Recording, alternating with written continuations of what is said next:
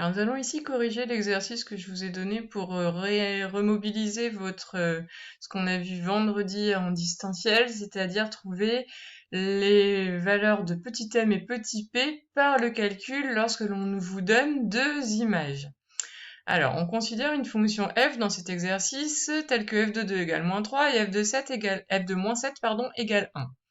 Donc la fonction f étant affine, son expression s'écrit sous la forme f de x égale mx plus p. Pour trouver petit m, on utilise la formule m égale f de a moins f de b sur petit a moins petit b. Donc f de a, moins f de b sur a moins b. Ça, c'est la formule que vous devez connaître, qu'on a vue dans notre cours. Donc c'était vendredi. Donc pour trouver petit m, on applique cette formule à n'importe quel petit a, n'importe quel petit b.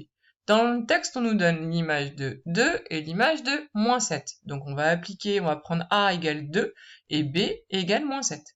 Ce qui nous donne f de a, ça fait f de 2. F de b, f de moins 7. a, 2, moins b, moins 7. On fait le calcul, f de 2, ça vaut moins 3, c'est écrit dans le texte. F de moins 7, on le remplace par 1, c'est écrit dans le texte. Ensuite, on n'a plus qu'à faire le calcul. Moins 3 moins 1, ça fait moins 4. Et en bas, 2 moins 7, ça fait 2 plus 7, ça fait 9. Et donc, nous avons trouvé notre petit m. Alors là, vous le gardez bien sous forme de fraction, parce que sinon, ça ne tombe pas juste la forme décimale. C'est pas un nombre décimal, donc l'écriture décimale, après la virgule, ça s'arrête jamais. Donc, il faut garder notre fraction. Donc, l'expression de f de x, pour l'instant, on a avancé un petit peu. C'est plus m x plus p, c'est moins 4 neuvièmes de x plus p. Reste à trouver petit p. Pour trouver petit p, je vous rappelle qu'on va essayer d'écrire une petite équation.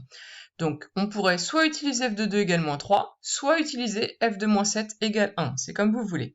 Donc, moi, j'ai choisi de prendre f de 2 égale moins 3. Donc, je remplace, puisque f de 2, ça vaut moins 3. F de 2 vaut moins 3. Alors, on regarde, notre f de x, c'est moins 4 neuvièmes de x plus p. Donc, ça veut dire que, puisque f de 2 égale moins 3, mon 2, c'est un x, vous vous souvenez? Enfin, je reprenne mon rouge. Hop. Donc quand on dit f de x, le x est bien dans la parenthèse, donc le 2 c'est un x. Donc on remplace, ça fait moins 4 neuvièmes fois 2 plus p. Moins 4 neuvièmes fois notre 2 plus p. Et on sait que ça vaut moins 3.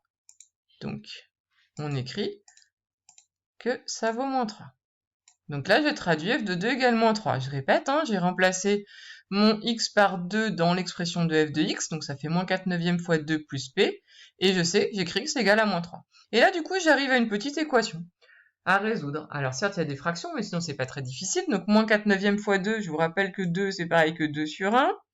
Donc quand on multiplie 4 fois 2, ça fait 8, 9 fois 1, ça fait 9. Donc moins 4 neuvièmes fois 2, ça fait moins 8 neuvièmes, plus p égale moins 3. Ensuite, on doit se débarrasser du moins 8 neuvièmes, donc pour ça, on ajoute 8 neuvièmes des deux côtés, donc ça nous fait P égale moins 3 plus 8 neuvièmes. P égale moins 3 plus 8 neuvièmes. Il faut calculer ça, donc on réduit au même dénominateur. Moins 3, c'est moins 3 sur 1, donc on va choisir 9 comme dénominateur commun. Pour passer de 1 à 9, je fais x 9, donc je fais pareil en haut. Moins 3 fois 9, ça fait moins 27. Donc moins 3 sur 1, c'est pareil que moins 27 neuvièmes, plus 8 neuvièmes, donc moins 27 neuvièmes plus 8 neuvièmes, ça fait moins 19 neuvièmes. Donc nous avons trouvé notre P. Donc c'est un petit peu plus difficile que dans l'exemple de la dernière fois, parce que nous avions des calculs avec des fractions. Mais il faut normalement maîtriser. Donc après, il faut juste conclure. Nous avions f de x égale moins 4 neuvièmes de x plus p, c'est ce qui était écrit ici. Et bien, il n'y a plus qu'à remplacer le p par moins 19 neuvièmes. Donc f de x égale à moins 4 neuvièmes de x moins 19 neuvièmes.